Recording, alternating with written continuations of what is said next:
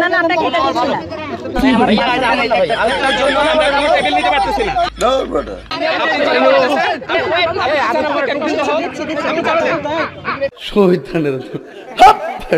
Guys কাকাই দেখছেন সুযোগে সদ্ব্যবহার শুরু করে দিচ্ছে, মানে ওনাকে যেভাবে আগলাই ধরছে মনে হচ্ছে বউ অন্য কারণ না, বউ ওনার। অনেকে এসে গায়ে টাচ করছে তাই উনি আঞ্জা করে ধরে রাখছে যাতে কেউ টাচ না করতে পারে। তুই ভালো হবি কবে আসবো রে ক। আর গাইস এখানে কাকার কথা কি আর বলবো, যেখানে কাকেই সুযোগ করে দিচ্ছে সেখানে সুযোগে সদ্ব্যবহার করবে এটাই স্বাভাবিক। মানে কাকি আসছে এখানে কেক বেচতে না, কাকি আসছে ভাইরাল হতে। আর ভাইরাল হওয়ার পরে চলেন কি কি করছে সেটা একটু দেখে আসা যাক।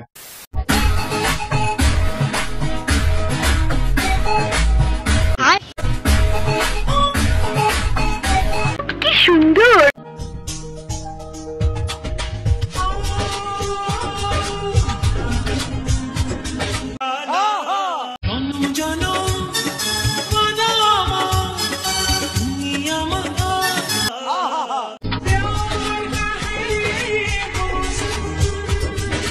কি বলবো, যাই হোক না না তার টিকটকের বিষয় নিয়ে কিছু বলাই যাবে না, কারণ টিকটক নাকি তার শখের। কিভাবে কথা বলবো না, আমি বলছি আমি টিকটক হচ্ছে আমার শখের জিনিস, ওটা হতেই পারে। হ্যাঁ হ্যাঁ করতেই পারি, মানে খুব ভালো লাগছিল আর কি।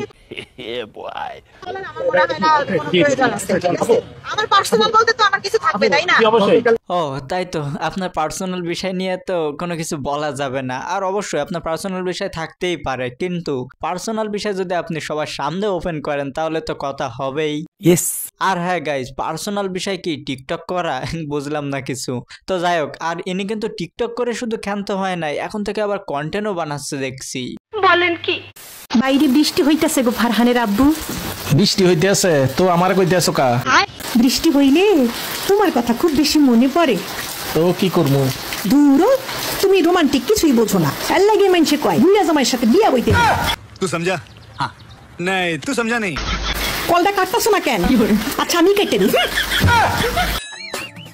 গাইস দেশে শুরু হইলো কি, যেখানে যাচ্ছি সেখানে শুধু কেক আর কেক, মানে কেকের বাংলাদেশ হয়ে গেল নাকি? কেউ তো গাইস আবার বইয়ের দোয়া নিয়ে কেক বিক্রি শুরু করে দিচ্ছে, মানে যে যেমনি পারতেছে সেই কেক বিক্রি করতেছে। এই বিজনেসটা হচ্ছে টোটালি আমার ওয়াইফের বিজনেস। ওর একটা শখ ছিল, আমি তা পূরণ করতেছি। 3000 টাকা দিয়ে শুরু করছে। 30-35 পিস আমার প্রতিদিন ইনশাআল্লাহ সেল হয়। এই বাটারস্কচ আর এই ব্লুবেরি আমার এখানে বেস্ট। ওকে, মানুষ যে ভালোবাসা পাচ্ছি আলহামদুলিল্লাহ। যখন আমার কাস্টমার কম থাকে আমি নিজে বসে বসে খাই। এটা হচ্ছে ভাইরাল কেক রসমালাই। এটা টেস্ট 10-এ 10। আজ থেকে 1.5 বছর আগে আমরা এখানে ঘুরতে আসতাম। গাইস এরা ঘুরতে এসেই ঝামেলা পাকাই ফেলছে। এরা যদি ঘুরতে না আসতো তাহলে বাংলাদেশে এত কেক বিক্রেতা আর পাওয়া যেত না।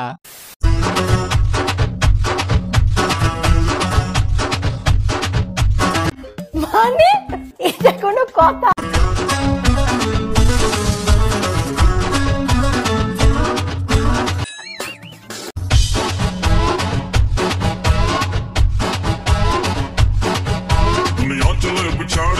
ভাইরে ভাই, আপনি গুণে শেষ করতে পারবেন না। মানে আমার মাঝে মাঝে মনে হইতেছে এদের কাণ্ড দেখে যে এটা আর বাংলাদেশ নেই, এটা কেকের রাজ্য হয়ে গেছে।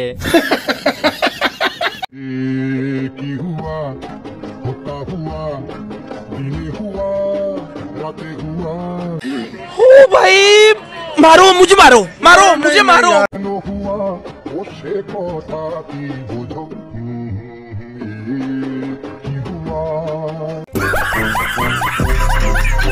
স্বামীর ব্যবসা মন্দায়, সংসারে হাল ধরলেন স্ত্রী। মায়ের কাছ থেকে 25,000 টাকা পুঁজি নিয়ে ব্যবসা শুরু করেন জান্নাতুল। এখন মাসে বিক্রি করেন লাখ টাকারও বেশি। প্রতিদিনই বিক্রি করেন 8 থেকে 10,000 টাকা। টাকা জমিয়ে স্বামীকে উপহার দিতে চান R15 বাইক।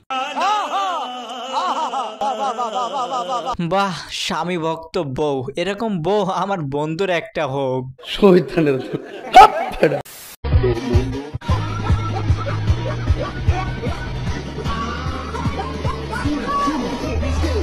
रुको जरा सबर करो।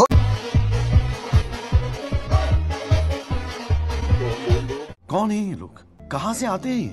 এই প্রথমবারের মতন সবাইকে নিয়ে পরিবার নিয়ে আমার যারা ভালোবাসে সবাইকে নিয়ে এটা আল্লাহর কাছে লাখ লাখ শুকরিয়া আদায় করি। আচ্ছা গাইস, এটা কি কোনো বাংলা ছবির শুটিং হচ্ছিল নাকি আমাদের নেতাজি কোনো বক্তব্য পেশ করছিল? তো গাইস আমি কিন্তু কিছুই বুঝতে পারলাম না যেখানে আসলে হচ্ছিলটা কি। তো গাইস আপনারা যদি বুঝে থাকেন অবশ্যই কমেন্টে জানাবেন, আর হ্যাঁ নেতাজির নামটা একটু কমেন্টে জানিয়ে যাবেন। এটা হচ্ছে দই প্রোটিন, এটা জমবে না, পিস হবে না। এটাও আমি সেদিন 4টা প্রোটিন নিয়ে আসছিলাম। একটা ছোট্ট মেয়ে বেবি বলতেছে ওয়াও আম্মু। মানে প্রোটিন তো সবাই খায়, কিন্তু সবার একরকম হাতের রান্না না, একরকম কাজ না। হ্যাঁ, আসছে আমাদের আর একজন পুডিং ব্যবসায়ী। পুডিং আটাতে পারে না তা বলে কে এসে বলতেছে এটা নাকি দই পুডিং।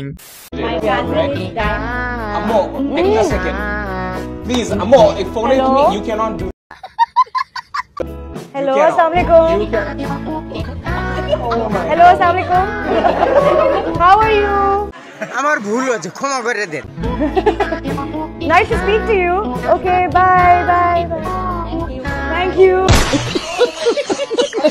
যাই হয়ে যাক না কেন, রাফসানের আম্মু যেহেতু কথা দিছে পাশের বাড়ির আন্টিরে যে হানিয়া আমিরের সঙ্গে তোর কথা বলিয়ে দেব, তার মানে পরিস্থিতি যেমনই হোক না কেন কথা বলিয়ে দিতেই হবে। ইয়েস। আপনি কি করেন? আমি পড়াশোনা করছি স্কুলে। কোন ক্লাসে পড়েন আপনি? আমি নিউটনে। নিউটন। পড়াশোনা করবেন না এখন বিজনেস করবেন? বাসো না, পড়াশোনার পাশাপাশি বিজনেস যতটুকু করা যায়। ওই যে সবাই যেহেতু বিজনেস করছে তাহলে এ আর বাদ যাবে কেন, তার জন্য তো এও ব্যবসায় নেমে পড়ছে।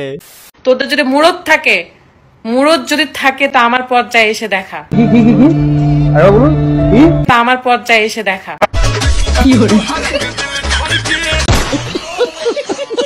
বোন রে, আমরা তোর পর্যায়ে যেতে চাই না, তুই তোর পর্যায়ে নিয়েই থাক। কি মানুষ রে বাবা, সি বলে লাভ নাই, কারণ দেশে বেডা একটা বেডি ভরে গেছে।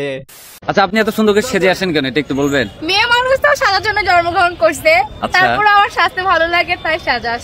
বলেন কি? আপনাদের দেখতেও ভালো লাগতেছে, পাশাপাশি আপনাদের কেক গুলো বেশি সুন্দর। কেক খেতেও মজা হবে, এটা গ্যারান্টি কিভাবে দিচ্ছেন? গাইস, এদের কেক ভালো লাগুক কিংবা না লাগুক, এদের দোকানে যদি কেউ যায় তাহলে আমি শিওর এই শাড়ি পরা মেয়ের প্রেমে পড়ে যাবে সবাই। হ্যালো।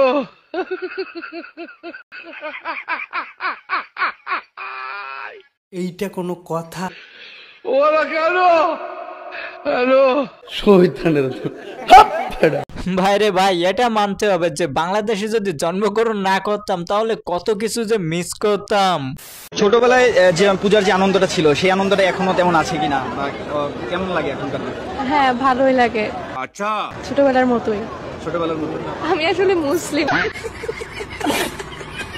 বেচারা সাংবাদিক গেছে বিপদে পড়ে, আর বিপদে পড়বে না তো কি, এ মুসলিম হয়ে যদি পুজোর মাঠে যায় তাহলে প্রশ্ন করতে আসবে, এটাই তো স্বাভাবিক নাকি? আজকে থেকে পুজো শুরু হয়ে গেল, ঢাকের বাদ্যি শুরু হয়ে গেল। টাকডুমাডুম টাকডুমাডুম টাকডুমাডুম ডুম। ভাইরে ভাই, কেউ ওদেরকে নোবেল ছুঁড়ে মার, মানে তোরাও পারিস ভাই। তো গাইস, আজকে ভিডিও ছিল, ভিডিওটি ভালো লাগলে লাইক করতে পারেন, এরকম মজা মজা ভিডিও দেখতে আমাদের চ্যানেলটা সাবস্ক্রাইব করে রাখতে পারেন। তো সবাই ভালো থাকেন, সুস্থ থাকেন, দেখা হবে পরবর্তী ভিডিওতে। ধন্যবাদ। আর গাইস, ভয়েসটা শেষের দিকে একটু ঝামেলা হয়েছে কারণ বাইরে প্রচুর লেভেলে বৃষ্টি হচ্ছে।